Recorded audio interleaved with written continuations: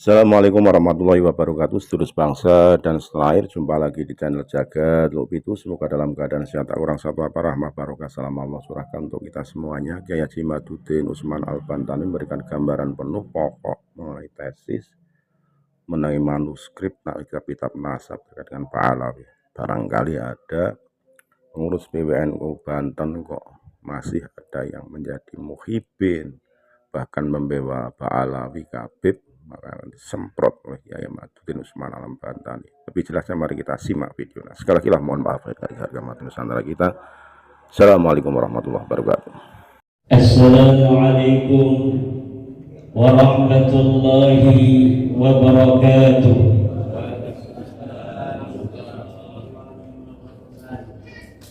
Alhamdulillahil malikil hakim, al-jawadil karimil azizir rahim, fattariqu ilayhi wadihun lil qasidin, waddalilu alayhi daihun lin nazirin.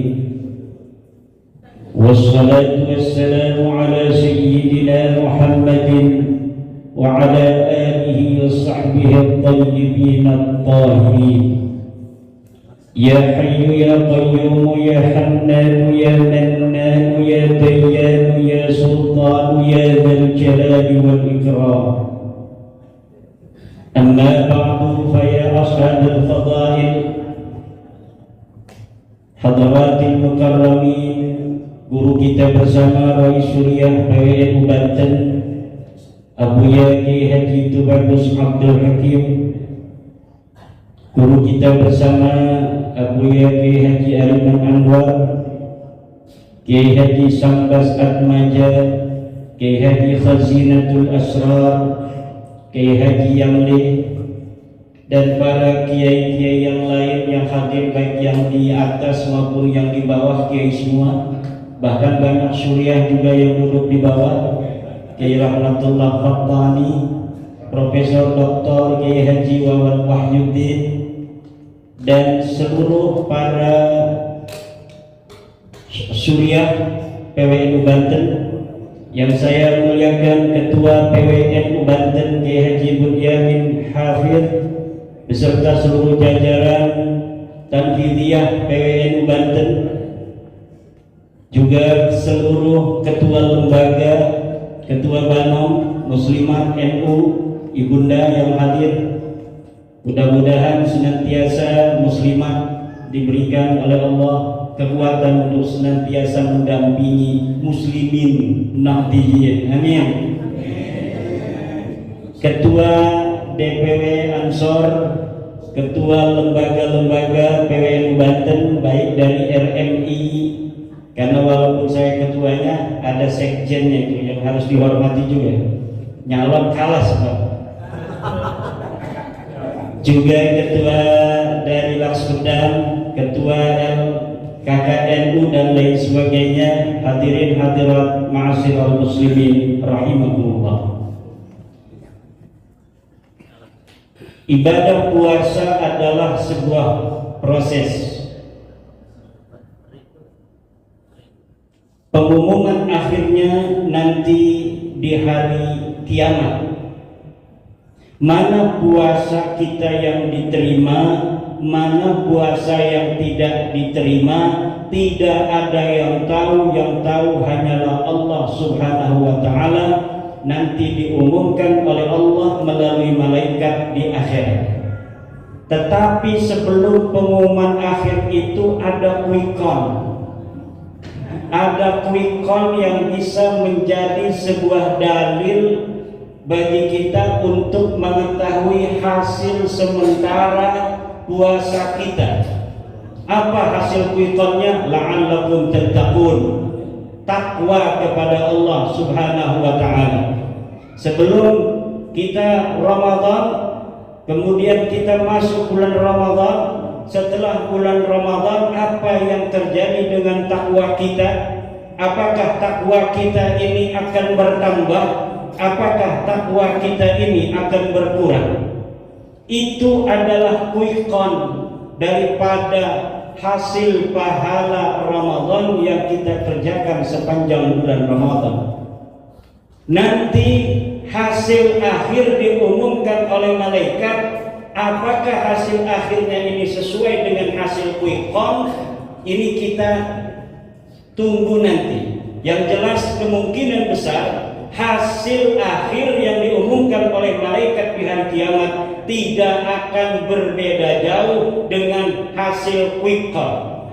Kalau sampai hasil yang diumumkan oleh malaikat berbeda jauh dengan apa yang dihasilkan oleh quick count, atau berbeda dengan catatan kita sebagai manusia sendiri yang tarawihnya 20 kali di sana dicatat 19, maka kita bisa menggugat di mahkamah pahala.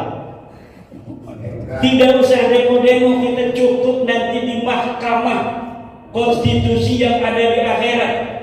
Kita jadikan saksi ahli malaikat raqib dan atid. Tidak usah demo-demo, semua ada aturannya. Tidak akan ada yang dizalimi oleh Allah. Tidak akan ada satu kebaikan pun yang tidak akan dicatat oleh Allah. Tidak ada kebaikan luput daripada pandangan, pantauan dan pahala daripada Allah Subhanahu wa ta'ala. Puasa itu bahasanya bahasa Sanskerta sebenarnya. Digunakan oleh orang Jawa. Puasa jerwong sera, jerwong kresek puasa, jerwong Sunda puasa. Kata orang Melayu puasa. Tapi asal puasa adalah bahasa Sanskerta yang artinya pantangan. Bahasa Arabnya soma, saum, itu juga maknanya adalah al-imsaku wal inqita, menahan dan memutus. Jadi bahasa Sanskerta dengan bahasa Arab itu maknanya sama, adalah al-imsak wal inqita. Tapi kita lebih sering menggunakan bahasa Sanskerta daripada bahasa Arab. Orang Arab mengatakan saum, orang Indonesia mengatakan puasa, orang Jawa besok kita arep puasa, katuran yai dodok meniku.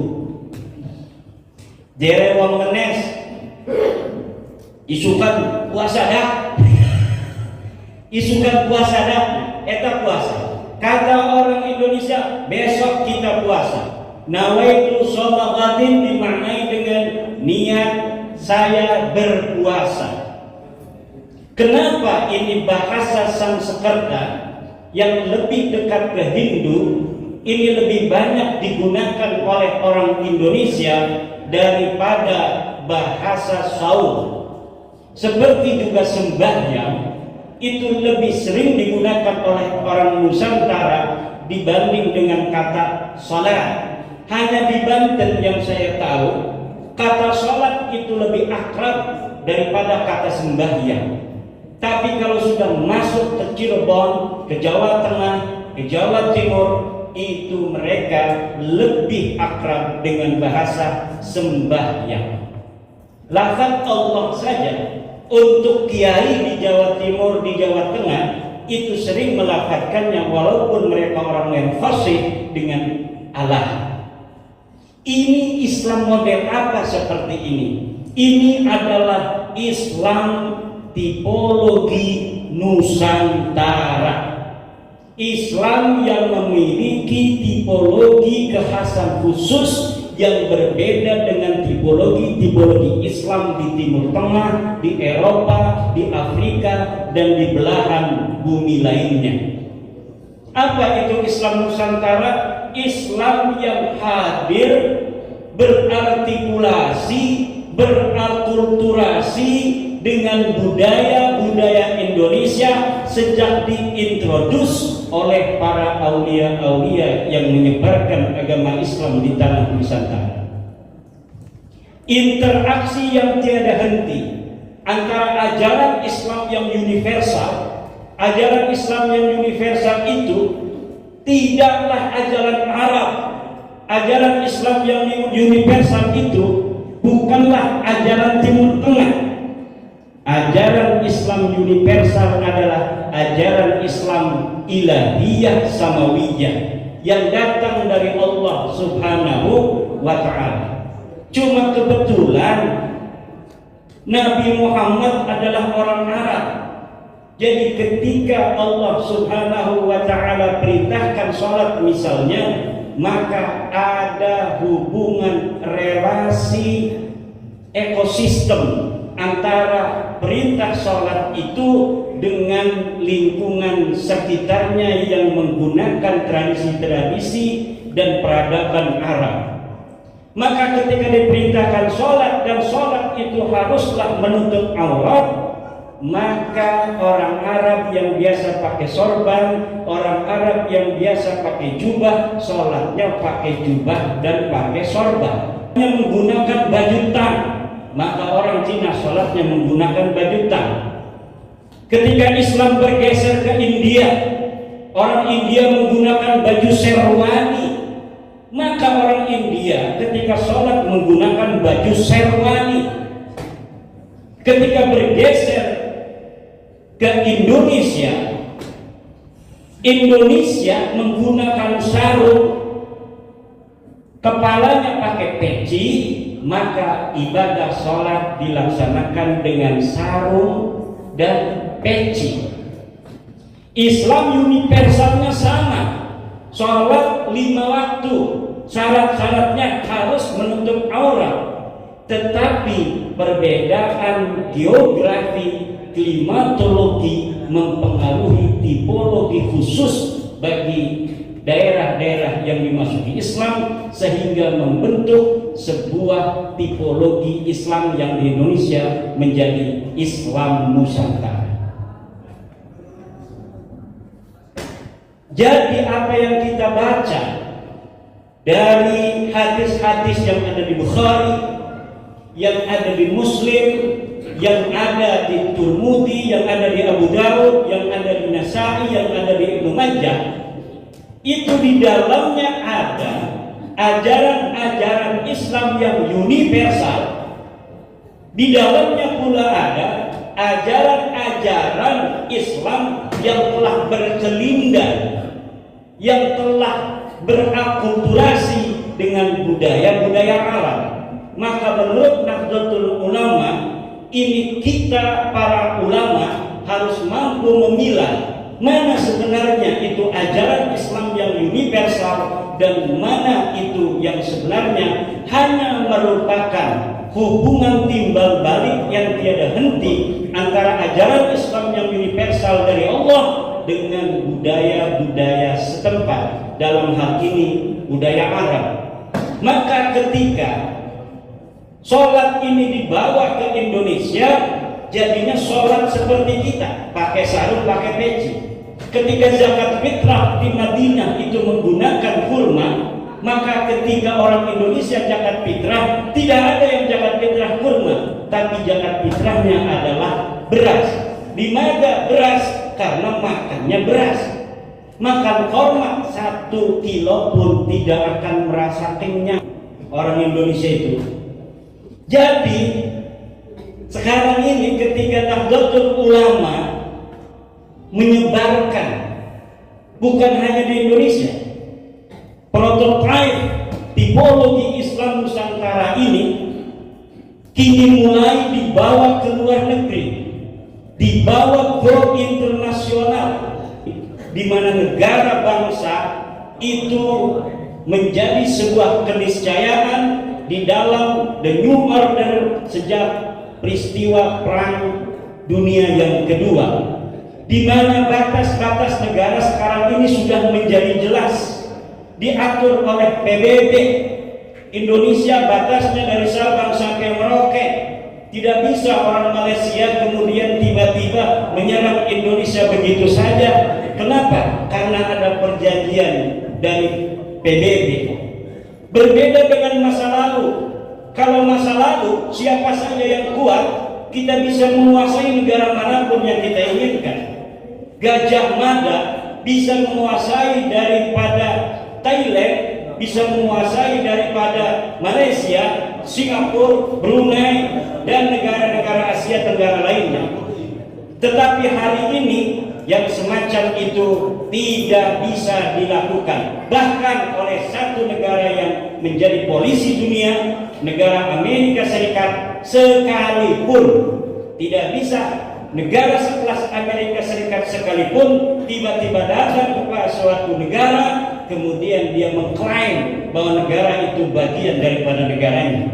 Apa yang terjadi di Rusia sekarang ini yang ingin menyerang atau ekspansi terhadap Ukraina mendapat pertentangan dunia yang menurut Rusia hanya bisa dilakukan dalam hitungan hari, ini sampai hitungan tahun belum selesai. Kenapa? Karena dunia tidak mendukung Rusia.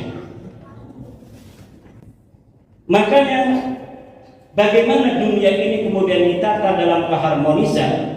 Nahdlatul Ulama mempunyai sebuah konsep yang disebut dengan konsep Islam Nusantara. Tetapi berbeda dengan ajaran Islam Nusantara yang digagas dan diampu kemudian dikembangkan oleh Nahdlatul Ulama.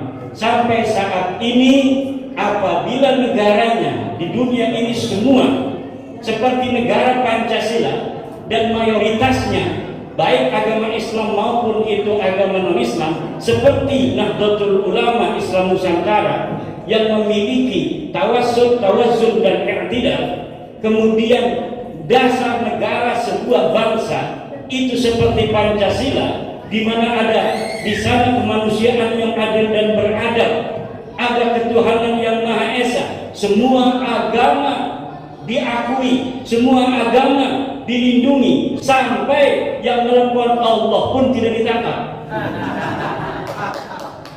Ini Indonesia Pak, luar biasa. Ada yang telepon Allah, saya yakin teleponnya salah sambung. Menurut telepon saya, ini puasa akan berakhir hari Selasa dan lebarannya hari Rabu. Tapi orang Jogja itu telepon ke Allah, katanya lebarannya kemarin hari Jumat. Kalau kita terima hari Jumat kemarin ini sebagai lebaran, maka buka puasa sekarang ini buka puasa apa? Enggak sah kita buka puasanya. Kalau kita terima teleponnya orang Jogja kemarin itu, kita mau hajar itu orang, ternyata dulunya anggota Ansor. Jadi enggak jadi kita ngajar itu Abah Benu itu. Ternyata setelah dapat informasi dari intelijen Banser bahwa dia dulunya pernah di Ansor, aktivis Ansor sampai tahun 71. Jadi kira-kira kalau Ansor nih sama Banser berani-berani melepaskan diri dari PWNU dan PCNU, nasibnya akan menjadi Bang Benny begitu itu. Jadi ngacak urusannya itu. Makanya Ansor ini jangan macam-macam. Ini Ansor harus sering silaturahmi kepada PW, betul? Harus silaturahmi kepada PB, kepada PC, ke MWC. Jangan Ansor bikin baksul masain sendiri. Inilah Islam Nusantara yang akan kita jual. Kita jual kepada dunia untuk apa? Menjaga keharmonisan dunia. Karena salah satu daripada amanah Undang-Undang Dasar kita adalah ikut serta di dalam menjaga ketertiban dunia.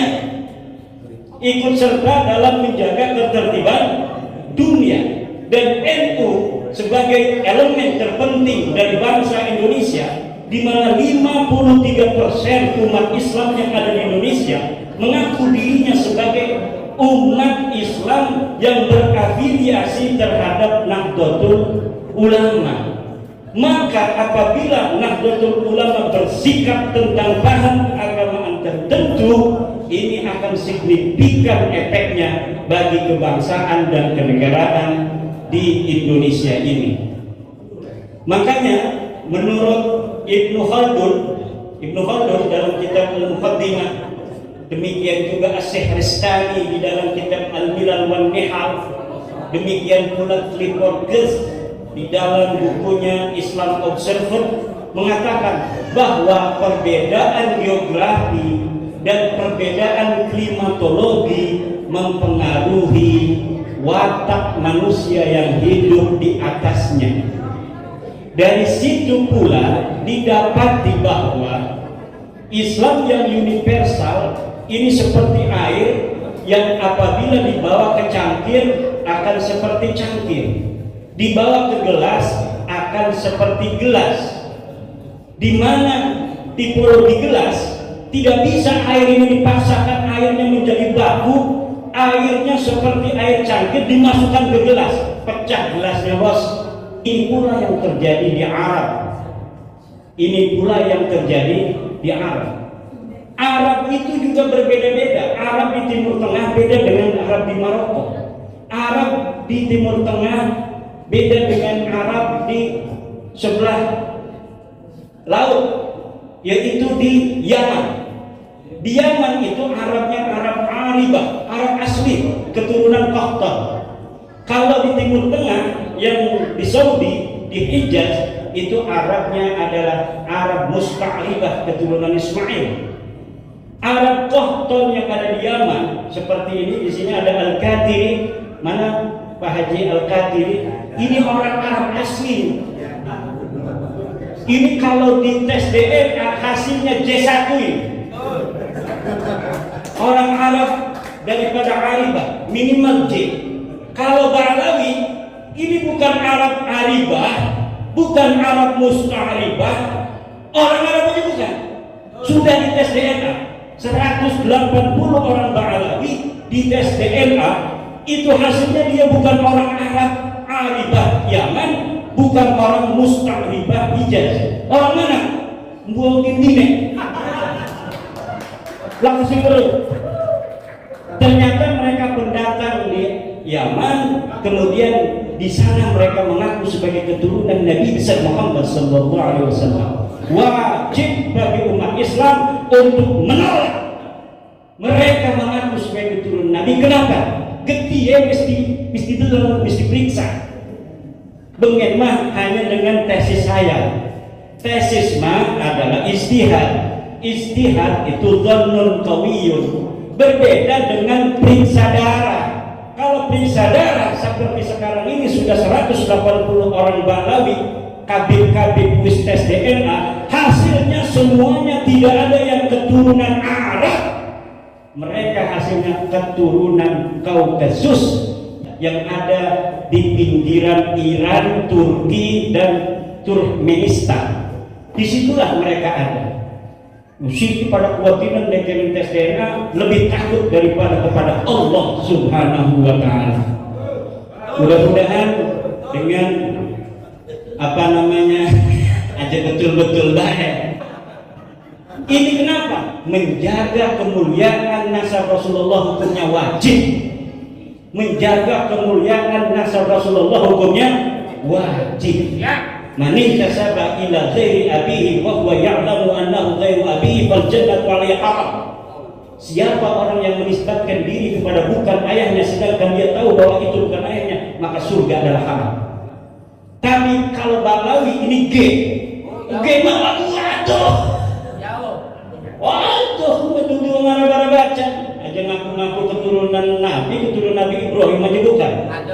Turunan Nabi Ibrahim itu harus J1. Dari zaman Nabi Ibrahim sampai sekarang belum terjadi mutasi genetik. Jadi apabila darah kita diperiksa yang mengaku sebagai keturunan Nabi Ibrahim, turunan Nabi Ismail, turunan Nabi Muhammad garis lurus laki-laki dari Sayyidina Ali, maka haplogrupnya harus J1. Dan Ba'lawi ini Al-Attas, Asy'ab bin Syihab bin Semit bin Bar, tidak ada yang J1. Hada yadullu ala annahum laisu min dzurriyyati Rasulullah SAW bil maram.